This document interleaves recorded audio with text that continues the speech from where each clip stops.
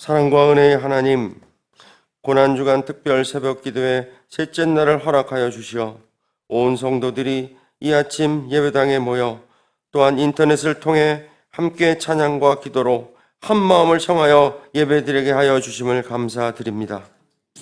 이 시간 우리의 죄 사함을 위해 온갖 멸시와 조롱과 비난의 소리를 들으시며 묵묵히 십자가를 지시고 피 흘려 죽기까지 하신 주님의 그 길을 가신 우리 예수님의 사랑을 생각할 때 그 크신 사랑의 은혜를 갚을 길이 없어 오로지 주님만을 불러봅니다. 예수님의 예루살렘 입성을 호산나 호산나 하며 환호하던 무리들이 이제 예수님을 십자가에 못 박으라고 외치는 자들로 변하는 모습 가운데 우리의 모습을 보고 예수님을 3번이나 부인했던 베드로의 모습을 또한 우리의 삶 가운데에서 찾아보게 됩니다. 이러한 연약하고 완악한 자임에도 인자한 사랑의 모습으로 지금까지 기다려주시고 참 제자로 돌아오길 바라시는 주님의 사랑에 다시금 감사와 찬양을 올려드립니다. 이 아침 간절히 바라옵기는 예수님 그 보혈이 우리 모두의 영혼육 가운데 흘러넘쳐 진정한 회개가 있게 하여 결단하며 오직 주님 한 분만을 바라며 나아가는 성도의 모습으로 변화되기를 기도드립니다. 성령의 불로 임하여 주셔서 하나님 말씀의 역사가 우리 가운데 공동체와 가정과 자녀손 가운데 일어나길 간절히 기도드립니다. 그리하여 영화교회가 성령이 충만한 교회, 말씀을 통해 은혜를 사모하는 교회, 행복한 소그룹이 있는 건강하고 성장하는 교회로 다시금 부흥시켜 주시옵소서. 성령 충만하심으로 생명의 말씀을 목사님을 통해 대언하실 때 십자가에서 어리석은 백성들에게 하시는 주님의 음성이 들려지게 하시옵소서. 이른 아침부터 여러모로 예배를 돕는 손길을 축복하여 주시옵시고 교회를 세워 나아갈 때 기쁨과 자원하는 마음을 더하여 남 섬기는 것을 주께 하듯 하여 우리 모두의 삶이 작은 교회로 세워지게 하여 주시옵소서. 감사를 드리오며 이 모든 말씀을 우리를 죄에서 구원하여 주신 예수님의 이름으로 기도드립니다.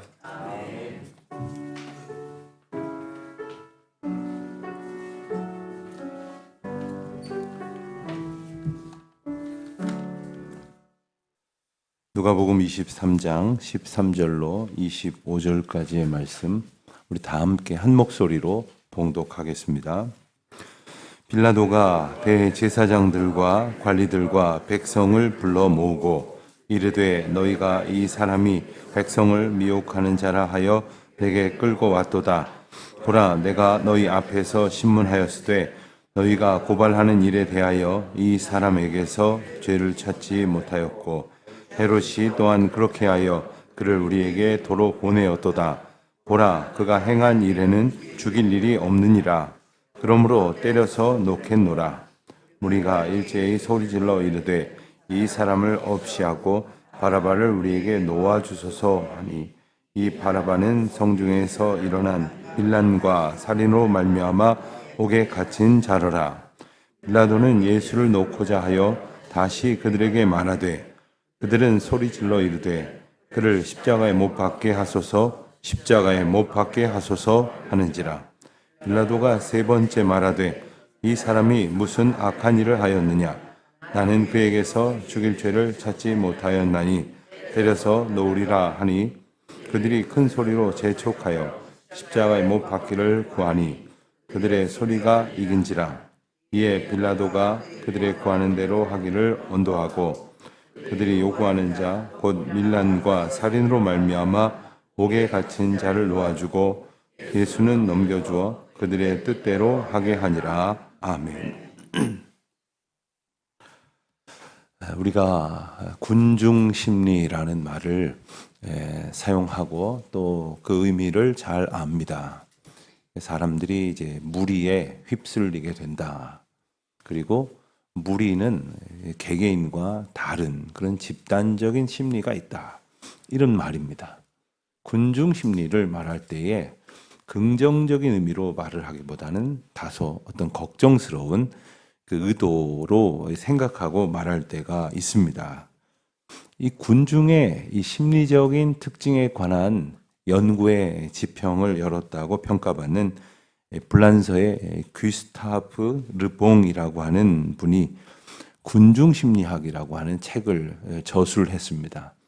그런데 놀랍게도 이 책이 쓰여진 것은 1895년입니다. 굉장히 오래된 책인데 이 책이 지금껏 많은 이 군중과 관련된 일을 하는 사람들에게 큰 영향을 미쳤다는 겁니다.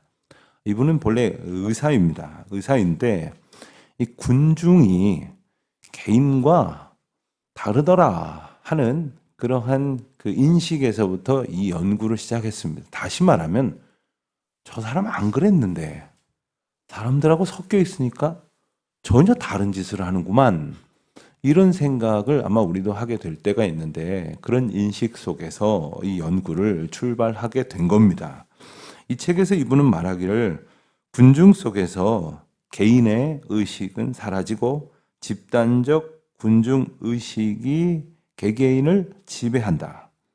군중은 이성, 증거, 논리보다는 편견과 감정의 돌풍에 더 큰 영향을 받는다.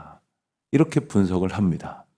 또 그는 이 방대한 내용의 이 책 가운데에서 지도자들에게 마치 힌트를 주는 것처럼 그러니까 이 군중 심리를 이용하는 자가 지도자가 된다. 이렇게 말을 하고 또 이 책에 영향을 받았다고 스스로 인정하는 이 근대에 현대에 이르는 많은 정치인들 그리고 세계적인 여러 리더들이 있다는 것을 이 책의 영향으로 우리가 또한 보게 됩니다. 그런데 그들 중에는 결과적으로 참 걱정스러운 결과를 남긴 그러한 정치 지도자들이 적지 않다는 것을 보면 이 군중 심리로 인해서 세상을 자기 마음대로 이끌어 가려고 하는 많은 이들이 또 있다는 사실을 우리는 걱정스럽게 받아들이지 않을 수 없습니다. 더군다나 국가적인 중요한 선거를 앞두고 있는 작금의 현실 속에서 우리는 이 부분을 좀 냉철히 보면서 과연 무엇이 우리를 움직여가고 있는가? 나는 무엇이 움직이고 끌고 가고 있는가? 나는 무엇에 인도되어 살고 있는가를 잘 생각을 해봐야 할 것입니다. 오늘 본문에도 이 군중들이 등장을 합니다. 그런데 이 군중들이 불과 며칠 전 예루살렘에 입성하던 예수님을 환호하던 바로 그들이었음에도 불구하고 오늘 본문에서의 모습은 전혀 다른 행동을 하고 있다는 것입니다.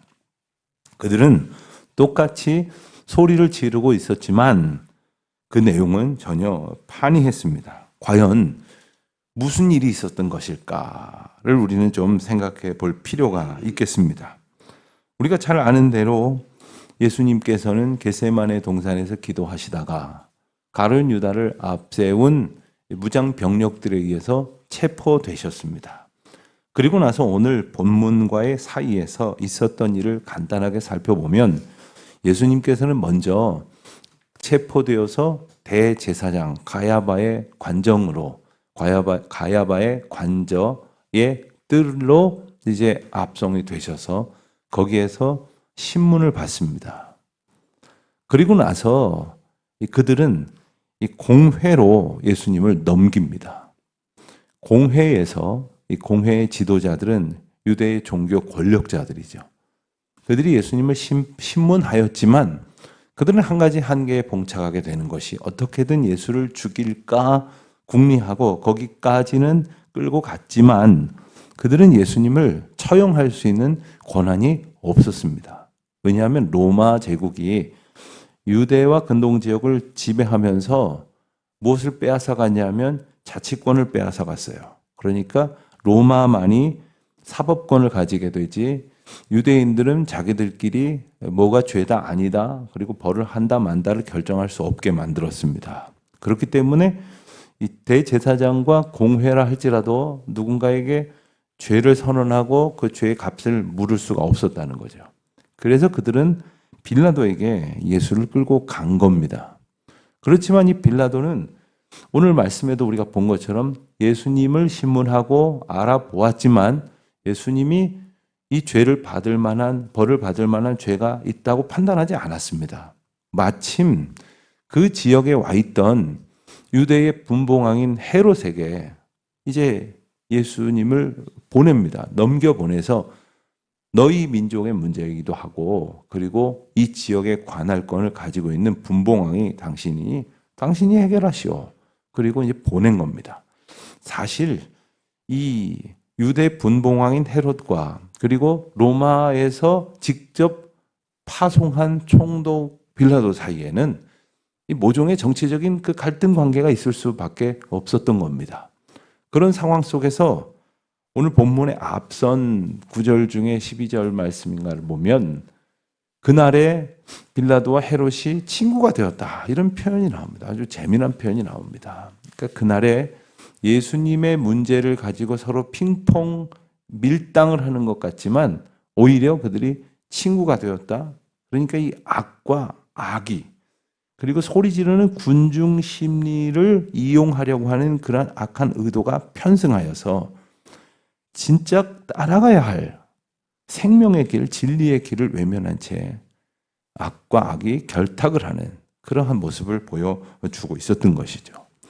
그리고는 다시 빌라도에게 이제 예수님께서 넘겨지게 된 이후의 장면이 오늘 본문의 내용입니다.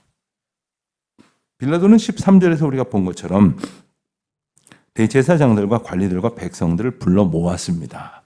왜냐하면 이제 본인의 판결을 선언하려고 하기 때문이죠. 빌라도는 오늘 본문에서 판결을 하는데 자세히 보면 3차례나 판결을 반복을 합니다. 판결의 내용은 3번 다 동일했습니다. 먼저 14절부터 17절까지 말씀을 보면 빌라도가 이렇게 말합니다. 너희가 이 사람이 백성을 미혹하는 자라 하여 내게 끌고 왔지만 나는 이 사람에게서 죄를 찾지 못하였다. 그리고 15절에 한 번 더 강조를 하기를 헤롯도, 내가 그래서 헤롯에게 보내봤는데 헤롯도 그를 도로 보냈는데 그가 행한 일에는 죽일 일이 없다고 하더라 라고 이제 말을 했던 겁니다. 그러면서 이제 16절에 그러므로 나는 판결하기를 죄를, 너희가 고소한 그 죄를 물을 그 죄가 있다고 보지 못하니 그냥 좀 때려서 방면하겠다, 이런 결정을 내린 거죠. 물론 때려서 방면하겠다는 것도 다분히 어떤 그 자기 나름대로의 어떤 타협점이라고 생각을 했을 거예요. 이 정도면 내가 할 도리를 정확하게 했다라고 생각을 했었을 것일지 모르겠어요. 그러나 18절에 보면 무리는, 오늘 본문에 가장 우리가 주목해야 될 그 무리, 그 군중들은 일제히 소리를 질렀다고 했습니다. 그리고 예수님을 없애라고 소리를 지르고 대신 바라바를 내놓으라고 요구를 합니다. 바라바가 갑자기 등장하게 된 것. 바라바는 오늘 본문에 간단하게 설명이 됐던 것처럼 밀란과 살인으로 인해서 옥에 갇힌 자라 했습니다. 밀란과 살인, 이렇게만 설명해서는 정확하게 그 뜻을 특정하기는 어렵지만 아마도 이 유대의 나름대로의 어떤 그 독립운동을 지향하려고 했었던 그런 인물로 추정이 됩니다.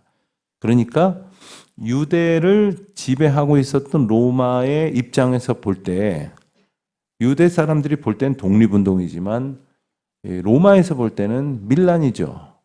우리나라도 마찬가지 아닙니까? 안중근 의사가 우리에게는 영웅이지만 일본에게는 철천지 원수처럼 여겨진다고 하지 않습니까? 그런데 오늘 본문을 보면은 그 바라바를 놓아달라고 소리를 지르고 있다는 거예요.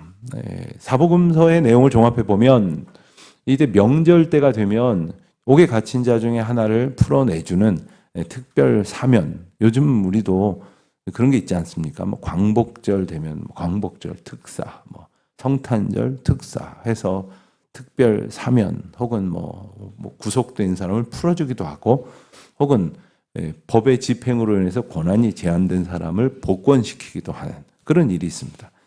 이런 것을 가지고 백성들의 마음을 사야 보려는 정치 지도자들은 하다못해 교통법규 위반해서 벌점 받은 것까지 면하게 해주는 이런 일들도 하긴 합니다만은 당시에도 이제 옥에 갇혀 있었던 죄수를 풀어주는 것이 있는데 그것은 이 기쁘고 복된 명절에 모든 백성들의 마음을 시원케 하려는 어떤 정치 지도자의 의도가 있었죠.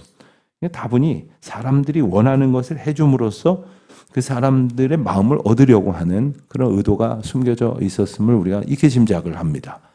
자, 그런데 예수님을 당연히 요구할 줄 알았기에 예수를 풀어주랴라고 물었던 그 빌라도의 질문에 대해서 예수를 없애고 바라바를 놓아달라 이렇게 요구를 하고 있는 장면이 나오지 않습니까? 그래서 20절에 빌라도는 두 번째로 판결을 합니다. 예수를 놓고자 하여 다시 그들에게 말했다는 거예요. 예수를 풀어주려는 그런 뜻을 유지한 채 앞서 이야기한 것처럼 빌라도는 말을 했지만 21절에 보면 또 한 소리를 더욱 질렀습니다. 그리고 십자가에 못 박으라고 거듭하여서 오늘 본문이 반복하고 있는 것은 아주 이것을 강조하고 있는 거죠. 그랬더니 22절에서 우리가 다시 보는 대로 빌라도가 세 번째 말하되 이 사람이 무슨 악한 일을 하였느냐 나는 그에게서 죽일 죄를 찾지 못하였나니 때려서 놓으리라. 앞서 첫 번째에 이야기했던 것과 동일한 그러한 판결을 합니다. 거듭하여 말합니다. 이 자는 즉 예수 그리스도는 무죄하다. 때려서 놓겠다. 그러니까 그가 가지고 있는 일종의 적정선을 반복해서 고지하고 있는 것입니다. 그럼에도 불구하고 23절에 보면 그들이 큰 소리로 재촉하였다고 십자가에 못 박기를 구했다고 했습니다. 그 결과 어떻게 됐습니까? 그들의 소리가 이겼다. 그리고 빌라도는 24절과 25절에 보는 것처럼 그들이 구하는 대로 하기를 언도했고 그리고 마침내 넘겨주어 맨 마지막 표현대로 그들의 뜻대로 하게 하니라 했습니다. 결국 군중의 뜻대로 되고 말았습니다. 오늘 본문에서 빌라도는 세 번씩이나 예수님이 무죄로 이제 풀어져야 할 사람이라고 하는 사실을 강조했습니다. 그렇지만 군중들의 아우성 때문에 결과적으로 이제 군중들의 뜻대로 되었기 때문에 자, 그렇다면 빌라도는 좀 어떤 그 죄가 감경되는 겁니까? 우리가 생각하고 있는 빌라도의 잘못이 충분히 정상 참작이 되는 겁니까? 어떤 사람들은 빌라도는 예수님을 선택을 했고 백성들은 바라바를 선택을 했기 때문에 빌라도는 그래도 백성들보다 무죄하다라고 주장을 하기도 하지만 정말 그렇게 보는 것이 맞겠습니까? 결과적으로는 빌라도는 이 백성들의 악행을 막을 수 있는 그래서 백성들의 악행으로 인한 결과를 막을 수 있는 유일한 그리고 가장 확실하고도 강력한 권한을 가지고 있었던 인물이었지만 그가 백성들의 뜻을 따름으로 인해서 모든 백성들이 저지르려고 하는 죄를 끝까지 가게 만든 장본인이기도 했습니다. 우리가 사도신경에서 빌라도를 예수 그리스도에게 고난을 입힌 자로 지목하는 이유는 바로 이 부분을 포함을 합니다. 그리고 빌라도의 죄는 엄밀히 말하면 예수 그리스도를 풀어줄 인물로 택했다가 백성들의 선택에 편승하는 것이 것만이 아니라 그가 선택한 길이 결국에는 자기가 발견한 그래서 진리에 가깝게 생각 들게 했었던 것이 아니라 세상 사람들의 뜻으로 자신의 생각마저도 던져버렸다고 하는 세상의 풍조에 따라가 버리고 말았다는 것이 바로 빌라도의 가장 중요한 죄 가운데 하나일 것입니다. 결국 빌라도는 백성들의 뜻을 따르는 방편을 선택하는 것이 아니라 자기가 편한 것을 선택한 거예요. 이것이 바로 죄라는 것입니다. 다시 말하면 우리는 하나님이 인도하심의 뜻을 깨닫는 은혜 가운데 살고 있지만 우리는 계속해서 우리가 유리하고 우리가 편하고 우리가 만족스러운 선택을 해가면서 살려고 한다는 거예요. 이게 바로 우리 한계고 이게 바로 죄라는 거예요. 죄가 다른 게 아닙니다. 하나님의 인도하심 그리고 하나님이 우리를 가게 하시는 보게 하시는 따르게 하시고 추구하게 하시는 그 길로 가지 아니하고 내가 좋다고 여기는 곳으로 가는 거예요. 그러니 인생이 빗나가 버리는 거예요. 하말티아라고 표현된 구약의 죄라는 말은 관역을 빗나가다는 뜻입니다. 그러니까 하나님께서 우리 인생을 마치 화살 때 그 사대에서 떠난 화살 시위가 관역을 향해서 날아가는 것과 같다고 표현을 하시는데 그것이 하나님께서 인도하시는 대로 가지 아니하려고 몸부림쳐서 결국 벗어나 버리는 게 죄라는 거예요. 그러니까 하나님의 뜻을 일러주셨음에도 불구하고 하나님이 인도하시는 것이 우리 가운데에 확실히 보여지고 있음에도 불구하고 우리를 자꾸 하나님의 뜻으로 멀어지려고 만들려고 하는 그 욕심, 그것이 바로 죄라는 겁니다. 그리고 놀랍게도 이것은 하나님을 바라볼 때는 분명히 붙들 수 있었지만 하나님을 바라보지 아니하고 옆에 있는 사람들을 볼 때는 이 군중에 휩쓸리다 보면은 하나님을 바라보지 않게 된다는 거예요. 저도 시끄러운 이 수도 서울에서 어렸을 때부터 살다 보니까 어려서부터 여러분들과 같이 한국의 현대사의 그 질곡을 보면서 자라왔습니다. 군사정권이라고 부르는 그리고 이제 문민정부라고 부르는 그리고 그 과정 가운데서 민주화를 경험하고 그 민주화를 요구하는 많은 사람들의 그 외침을 가까이에서 보았습니다. 저는 어려서부터 독특한 호기심이 하나 있었는데 그런 데는 꼭 가봐야지 제가 직성이 풀렸어요. 저는 그런 데 거의 다 가봤습니다. 뭐 태극기 부대가 하는 집회도 제가 가서 보았고 또 반대로 뭐 반대의 여러 가지 이슈들을 가진 집회도 가서 봤습니다. 광화문에도 가봤고 이 법원 검찰청 앞에도 가봤어요. 그때마다 동일하게 제가 느끼는 거는 사람들이요 조금만 모이면 이성을 잃습니다. 자기들이 뭘 하는지를 몰라요. 이게 우리의 모습이에요. 이게 우리 현실이에요. 굳이 제가 그런 데 가봤다는 것을 강조하지 않더라도 여러분들도 혼자는 고민하던 것을 옆에서 그래만 하더라도 그렇지라고 용기를 내게 되는 것이 우리의 본성이에요. 그렇습니다. 우리는 정말 의지할 것 못 되는 사람 둘셋만 모였다고 해도 하나님의 인도하심을 외면할 수밖에 없는 그런 죄인들이라는 거예요. 그런 연약한 존재라는 거예요. 우리 앞에 지금 하나님의 인도하심이 있는데 우리는 너무나 어리석게도 옆에서 우리를 부추기고 우리를 미혹하고 우리를 격동시키는 그러한 일들 앞에서 우리의 중심을 놓치고 있는 것은 아닐까. 분명히 죄가 없으신 예수님을 보여주지 않습니까? 빌라도가 예수님의 무죄를 선언하는 것은 대단히 중요한 의미가 있었습니다. 2세기, 3세기, 4세기까지 이 신학의 가장 핵심적인 이슈 가운데 하나는 뭐냐면 예수가 진짜 구원자이냐 하는 문제였어요. 그리고 그 이슈가 촉발된 이유는 뭐냐면 예수는 죄인으로서 처형이 됐는데 어떻게 유죄한 죄 있는 자가 죄 없게 할 수 있냐 이거예요. 그러나 오늘 본문을 보면 그들이 가장 핵심적인 것으로 집요하게 물고 들었던 문제가 뜻밖의 빌라도의 반복되는 무죄 선언으로 인해서 입증이 되고 있어요. 그와 같은 여러 세기에 걸친 논쟁이 종식된 것이 바로 오늘 본문 때문입니다. 빌라도가 가장 그 정치적 결정의 정점에 서 있던 빌라도가 거듭해서 예수의 무죄를 주장하고 있는 것이죠. 오늘 본문을 자세히 보면 빌라도가 예수의 유죄로 판결을 번복한 게 아니에요. 무죄를 계속해서 선언하고 있는데 백성들이 소란을 부리니까 백성들의 뜻대로 내어준 것이죠.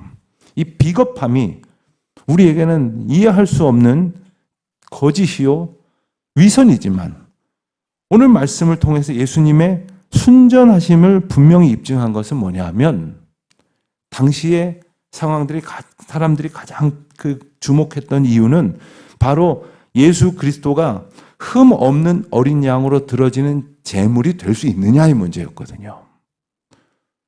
그대로부터 구약에 이르기까지 계속해서 이 제물의 가장 중요한 조건은 흠이 없는 것이어야 했어요. 흠이 없는 제물로서 예수 그리스도는 무죄함에도 불구하고 제물이 되셨습니다. 왜 그렇습니까? 우리의 죄를 속하시기 위해서 하나님께서는 그동안 흠없는 어린 양을 사용하라 하시고 그렇게 하셨던 것처럼 흠이 없으신 예수님을 거룩한 제물로 우리에게 위해서 내어주셨다는 사실이죠. 우리가 다시 이 사실 앞에 서게 됩니다. 그리고 그 하나님의 뜻을 다시금 우리가 발견하게 됩니다. 그 하나님의 뜻을 따르는 것이 내 마음대로 내 유익을 향해서 사람들이 많이 모였다고 기탄 없이 편승해 버리는 것보다 훨씬 더 우리가 붙들고 지향해야 될 삶의 모습이라는 것을 우리에게 다시금 일러주십니다. 우리가 살면서 이 분명히 내게 만족이 될 텐데, 내게 유익이 될 텐데 하는 것이 있다 할지라도 하나님의 영광, 하나님의 유익, 하나님의 뜻이라고 분명히 알게 된다면 기꺼이 포기할 수 있는 것, 이게 바로 믿음이고 이게 바로 신앙이에요. 이게 바로 하나님 백성의 삶이라는 것이죠. 오늘 본문에서 그와 상관없이 서슴지 않고 예수를 없애라고 바라바를 택하는 불신앙적인 세상 속에 우리가 살고 있습니다. 우리가 살아가는 세상은 그런 세상이에요. 오늘도 변하지 않았습니다. 오히려 더 악화된 이 세상의 극악함 속에서 우리가 살지만 더욱 예수님을 바라보면서 더욱 십자가에서 우리를 인도하시는 주님의 사랑을 바라보면서 우리가 이 세상을 믿음으로 승리할 수 있는 오직 예수의 길, 우리를 인도하시는 하나님 은혜의 길, 그 길로 걸어가는 저와 여러분의 오늘이 될 수 있도록 주님 더욱 바라보는 우리 모두가 될 수 있기를 주의 이름으로 축원드립니다.